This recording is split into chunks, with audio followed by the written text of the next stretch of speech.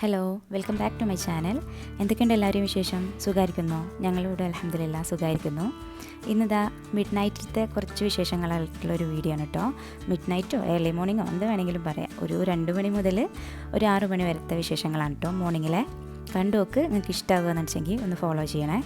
അതുപോലെ നല്ലൊരു പാൽഗോവയുടെ റെസിപ്പി ഉണ്ട് കേട്ടോ. നമുക്ക് വീട്ടിലൊക്കെ ചെയ്യാൻ പറ്റുന്ന ബേക്കറി സ്റ്റൈലുള്ളൊരു പാൽഗോവയുടെ റെസിപ്പി.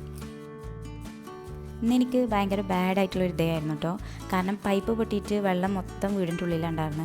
നമ്മൾ ഈ ഓപ്പൺ കിച്ചൺ ആവുകൊണ്ടേ നമ്മൾ കിച്ചണിൽ എന്തെല്ലാം നടന്നിട്ടുണ്ടെങ്കിലും അത് പെട്ടെന്ന് നമ്മൾ ഈ സോഫ ഇരിക്കുന്ന ഈ ഭാഗത്തേക്ക് ബാധിക്കും.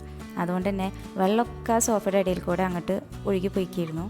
ഈ വാഷിംഗ് മെഷീനിലത്തെ വെള്ളം കണക്ട് ചെയ്തിട്ടുള്ള പൈപ്പ് ലൈന് പൊട്ടിയിരിക്കുകയായിരുന്നു. അതുകൊണ്ട് തന്നെ കംപ്ലീറ്റ് നമ്മൾ ആ പൈപ്പിൻ്റെ കംപ്ലീറ്റ് സപ്ലൈ നമ്മൾ ഓഫ് ചെയ്ത് വെച്ചിരിക്കുകയായിരുന്നു. അതുകൊണ്ടൊരു ഈവനിങ് മുതൽ നമ്മൾ കിച്ചണിലും വെള്ളം ഉണ്ടായിരുന്നില്ല. ഒരു ഈവനിങ് 3 മണി മുതൽ ഞാനത് ഓഫ് ചെയ്ത് വെച്ചിരിക്കുകയായിരുന്നു. കാരണം അത് കംപ്ലീറ്റ് ഞാൻ കുറേ തുടച്ചു, പിന്നെയും വന്നുകൊണ്ടിരിക്കുകയാണ്. അപ്പോൾ ഞാൻ പിന്നെ തുടക്കാനൊന്നും നിന്നില്ല, വേഗം പോയിട്ട് അതിൻ്റെ മെയിൻ സപ്ലൈൻ്റെ ഓഫ് ചെയ്ത് വെച്ചു. അതുകൊണ്ട് തന്നെ ഒരു 3 മണി മുതലത്തെ എല്ലാ പാത്രങ്ങളും സിങ്കിലുണ്ടായിരുന്നു കേട്ടോ. ഇവിടെ എനിക്ക് തോന്നിയിട്ടുള്ളത് ആകെയുള്ളൊരു പ്രശ്നമാണ് നമ്മൾ ഈ ആളെ വിളിച്ചാൽ കിട്ടാത്തത്. അതായത് നമ്മൾ എന്തെങ്കിലും ഒരു പണിക്ക് നമ്മൾ ആളെ വിളിച്ച് കഴിഞ്ഞിട്ടുണ്ടെങ്കിൽ കിട്ടില്ല, നമുക്ക് ആളെ കിട്ടില്ല. അവരവരെ സമയം ഇങ്ങനെ മാറ്റിക്കൊണ്ടിരിക്കും. അപ്പോൾ വരാം. അതായത് നമ്മുടെ സമയത്തിനൊന്നും അവരെ കിട്ടില്ല. പിന്നെ ആൾ വന്നത് 10 മണിക്ക് കഴിഞ്ഞിട്ടായിട്ടേ തോന്നുന്നു. അതിന് ശേഷം എല്ലാം നേരാക്കി പോയപ്പോഴത്തേനും 1 മണിയൊക്കെ ആയിരുന്നു. അതിന് ശേഷം കേട്ടോ ഞാനിപ്പോൾ ഈ ക്ലീനിങ്ങും കാര്യങ്ങളൊക്കെ ചെയ്യുന്നത്. മോനെ ഉറക്കി അതിന് ശേഷമാണ് ഞാനിപ്പോൾ ഈ ക്ലീനിങ്ങിന് നിൽക്കുന്നത്. എനിക്കിങ്ങനെ ക്ലീൻ ചെയ്യാതെ അങ്ങനെ ഇട്ടിട്ടുണ്ടെങ്കിൽ എന്തോ ഓർക്കാൻ പറ്റില്ല, അങ്ങനത്തെ ഒരു പ്രശ്നമുണ്ട്. അപ്പോൾ അതുകൊണ്ട് തന്നെ വേഗം വന്നിട്ട് ബാക്കിയുള്ള കാര്യങ്ങളൊക്കെ മാറ്റി വെച്ച് വേഗം വന്ന് നമ്മൾ ക്ലീൻ ചെയ്യാൻ നിന്നതാണ്. ആദ്യം 2-3 തവണ അതുപോലെ വൈപ്പ് ചെയ്തിട്ട് അതിന് ശേഷം മൂപ്പിടാണ് കേട്ടോ ചെയ്തത്. എനിക്ക് പേടിയുണ്ടായിരുന്നത് ഫ്രിഡ്ജിൽ നിന്ന് ഷോക്ക് അടിക്കുമോ എന്നുള്ളതാണ്. ഫ്രിഡ്ജ് അതുകൊണ്ട് തന്നെ ഞാൻ കുറച്ചങ്ങോട്ട് മാറ്റി വെച്ചിരുന്നു. കാരണം നമ്മൾ ഫ്രിഡ്ജിന് താഴത്ത് സ്റ്റാൻഡ് വെച്ചിട്ടില്ല, അങ്ങനെ വെച്ചിരിക്കുകയാണ്. അപ്പോൾ അത് ഫ്ലാറ്റ് ആയിട്ടായിരിക്കണം. അപ്പോൾ വെള്ളം നമുക്ക് ഓവറായിട്ട് വന്നു കഴിഞ്ഞാൽ ഫ്രിഡ്ജിൻ്റെ അടിയിൽ തട്ടും. അപ്പോൾ അത് നല്ലൊരു പേടി ഉണ്ടായിരുന്നു കേട്ടോ. പക്ഷേ ഭാഗ്യത്തിന് അങ്ങനെയൊന്നും നടന്നില്ല. അതൊക്കെ റെഡിയാക്കണതിൻ്റെ ഇടയിലാണ് ഈ വാച്ച് ഹൃദയിൽ വീടുന്നത് കേട്ടോ. ഇത് കുറച്ച് ദിവസമായി ഓടാതിരുന്നിട്ട്. അപ്പോൾ അതിൻ്റെ ബാറ്ററിയൊക്കെ ഒന്ന് മാറ്റി കൊടുത്തു. പിന്നെ ഇതേപോലത്തുള്ള ചെറിയ പണികളൊക്കെ ഞാൻ ഈ ഒരു സമയത്ത് തന്നെ ചെയ്ത് വെക്കുക. ഈ ഒതുക്കി വെക്കലും കാര്യങ്ങളൊക്കെ. ഇതിപ്പോൾ നമ്മളിവിടെ കിട്ടുന്ന ഉള്ളിയൊക്കെ ചീന ഉള്ളികളാണ്. അപ്പോൾ അതുകൊണ്ട് തന്നെ വെജിറ്റബിൾ കൊട്ടയൊക്കെ നല്ലോണം സ്മെല്ല് വരാൻ തുടങ്ങിയിരുന്നു. അപ്പോൾ അതൊക്കെ ഒന്ന് ക്ലീൻ ചെയ്ത് വെച്ചിരുന്നതാണ്, കഴുകി വെച്ചിരുന്നതാണ്. അപ്പോൾ അതൊന്ന് ഓർഗനൈസ് ചെയ്ത് വെക്കാമെന്ന് വിചാരിച്ച്. ഇപ്പോൾ ഇങ്ങനെ കണ്ടു കഴിഞ്ഞിട്ടുണ്ടെങ്കിൽ ഒരു സമാധാനം ഉണ്ടാവുക. ഒക്കെ വൃത്തിയാക്കിയിട്ട് എല്ലാം അതിൻ്റെ സ്ഥാനത്ത് വെച്ചിട്ടുണ്ടെങ്കിൽ ഒരു സമാധാനം ഉണ്ടാവുക. അങ്ങനെ അൽഹംദുലില്ലാ അതൊക്കെ അങ്ങനെ റെഡിയായി. അതൊക്കെ കഴിഞ്ഞപ്പോഴത്തേനും സുബിയുടെ സമയമായിരുന്നു കേട്ടോ, ബാങ്ക് കൊടുത്തിരുന്നു.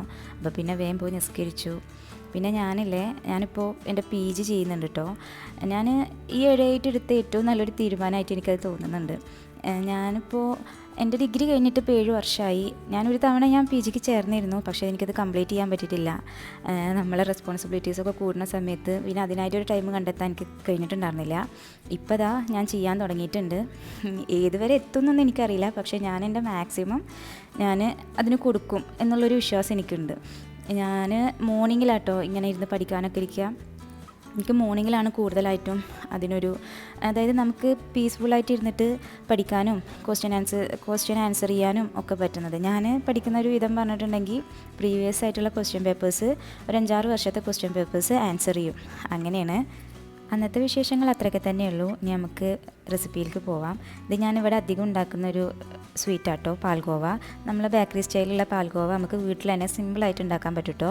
അതിന് 2-3 കാര്യങ്ങൾ നമ്മൾ ശ്രദ്ധിക്കണം, അപ്പോഴാണ് അത് പെർഫെക്റ്റ് ആയിട്ട് കിട്ടുള്ളൂ. അടികട്ടിയുള്ള പാത്രത്തിലേക്ക് 1.5 ടേബിൾ സ്പൂൺ നെയ്യ് ചേർത്ത് കൊടുക്കുക. ആ നെയ്യ് ഒന്ന് ചൂടായി വരുമ്പോഴേക്കും 1 ഗ്ലാസ്സോ കപ്പോ ഏതാണ് നമ്മൾ അളവ് എടുക്കുന്നത് വെച്ചെങ്കിൽ അതിനൊരു 1/2 പാത്രം പാല് ചേർത്ത് കൊടുക്കുക.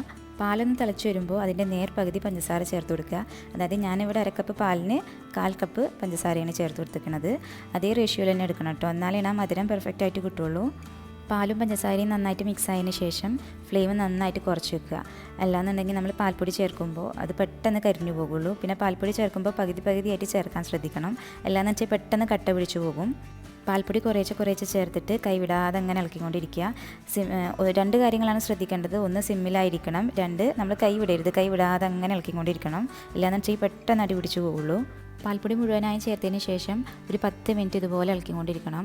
നന്നായിട്ട് ഇളക്കണം കേട്ടോ. ഇത് നമ്മൾ കൈ വിട്ട് കഴിഞ്ഞതെന്ന് വെച്ചെങ്കിൽ ഒരു ഭാഗം കരിഞ്ഞു പോകുള്ളൂ.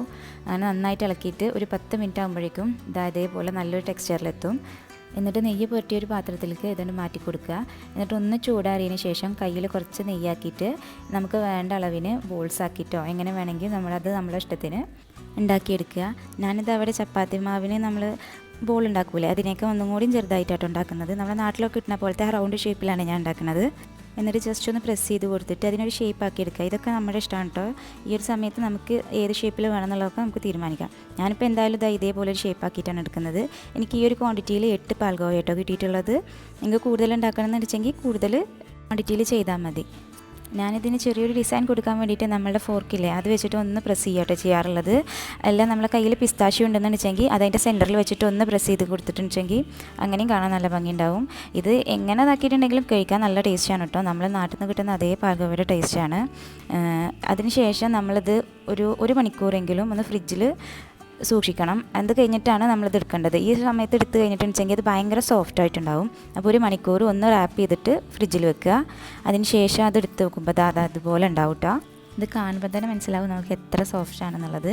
ഇത് ഭയങ്കര ടേസ്റ്റുമാണ് കേട്ടോ. നമ്മൾ നാട്ടിൽ നിന്ന് കിട്ടുന്ന അതേ ടേസ്റ്റിൽ പാൽഗോവ നമുക്ക് വീട്ടിൽ തന്നെ സിമ്പിളായിട്ട് ഉണ്ടാക്കിയെടുക്കാം.